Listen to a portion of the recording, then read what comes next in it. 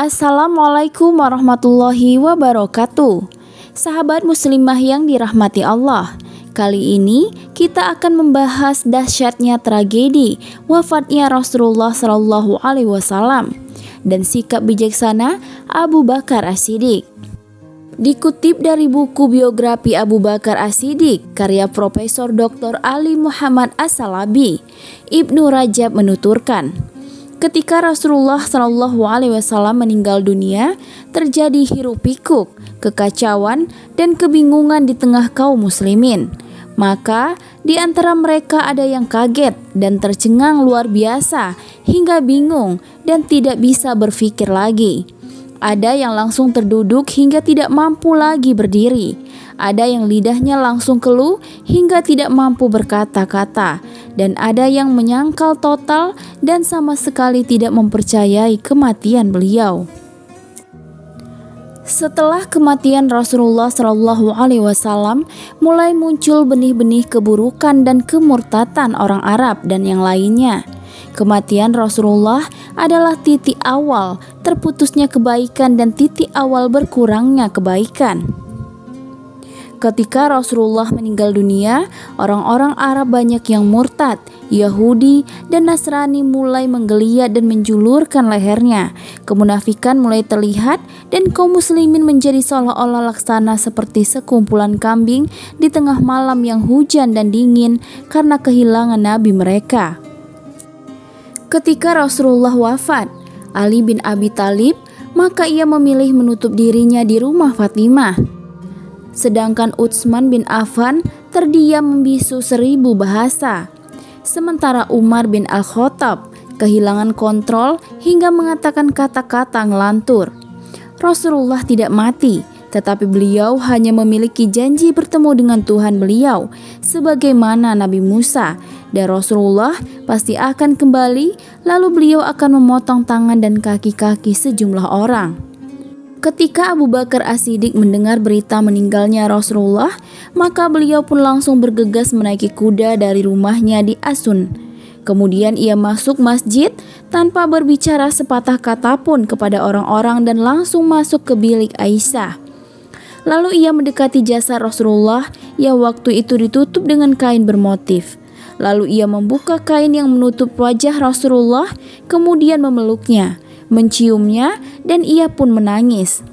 Kemudian ia berkata, "Demi Allah, sungguh Allah tidak memberi dua kematian kepada Anda.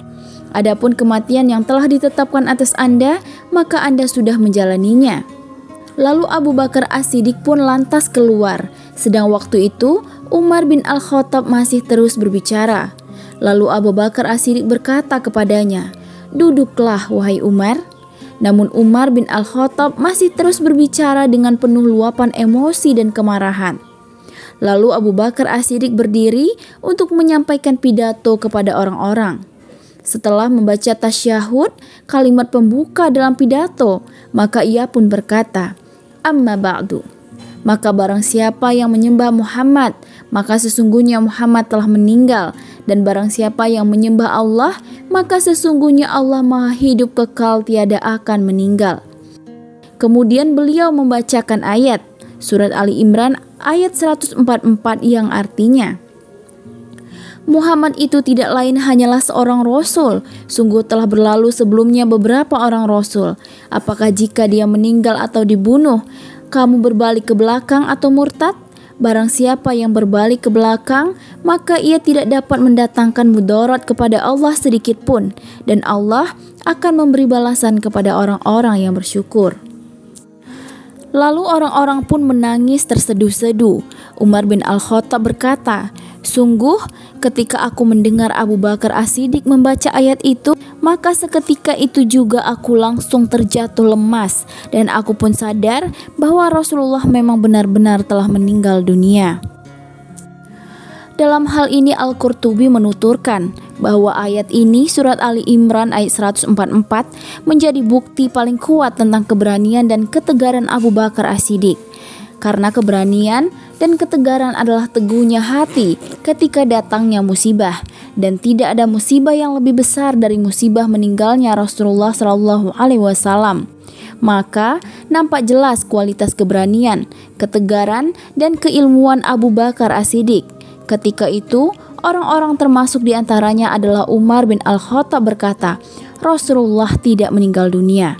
Sementara Utsman bin Affan terpaku dan terdiam 1000 bahasa, sedangkan Ali bin Abi Thalib mengurung diri.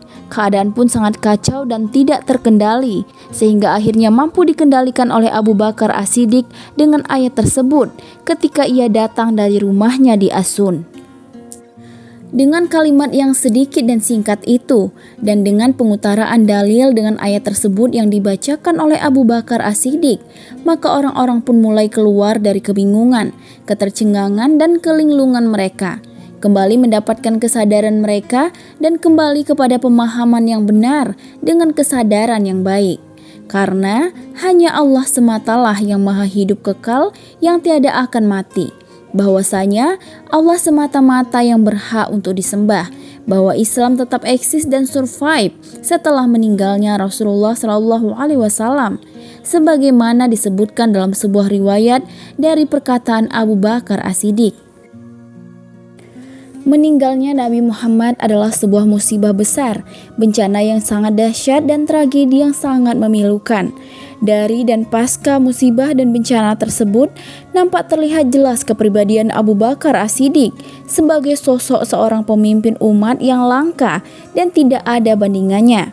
Keyakinan bersinar dalam hatinya, dan itu termanifestasikan pada pemahamannya yang mendalam dan kokoh tentang hakikat kebenaran. Maka ia pun memahami hakikat penghambaan, kenabian, dan kematian. Pada situasi yang sulit dan krisis tersebut, terlihat jelas hikmah dan kebijaksanaan Abu Bakar As-Siddiq. Maka ia pun merangkul orang-orang untuk kembali sadar dan menyadari makna tauhid. Barang siapa yang menyembah Allah, maka sesungguhnya Allah maha hidup kekal dan tiada akan mati. Sahabat muslimah yang dirahmati Allah, sejatinya tauhid sebenarnya masih hidup segar dan semarak dalam hati mereka. Makanya ketika mereka mendengar kata-kata Abu Bakar As-Siddiq yang mengingatkan dan menyadarkan mereka, maka mereka pun langsung tersadar dan kembali kepada kebenaran. Aisyah berkata, sungguh waktu itu seakan-akan orang-orang seperti belum mengetahui kalau Allah telah menurunkan ayat tersebut, hingga Abu Bakar As-Siddiq membacakan ayat tersebut kepada mereka. Lalu mereka pun langsung merespon dan menerima ayat tersebut dari Abu Bakar As-Siddiq hingga tidak ada seorang pun yang mendengarnya, melainkan ia langsung membacanya. Demikian kisah ini kami sampaikan, semoga bisa menjadi pelajaran dan memberikan ibroh bagi kita semua. Wallahu a'lam bishawab. Wassalamualaikum warahmatullahi wabarakatuh.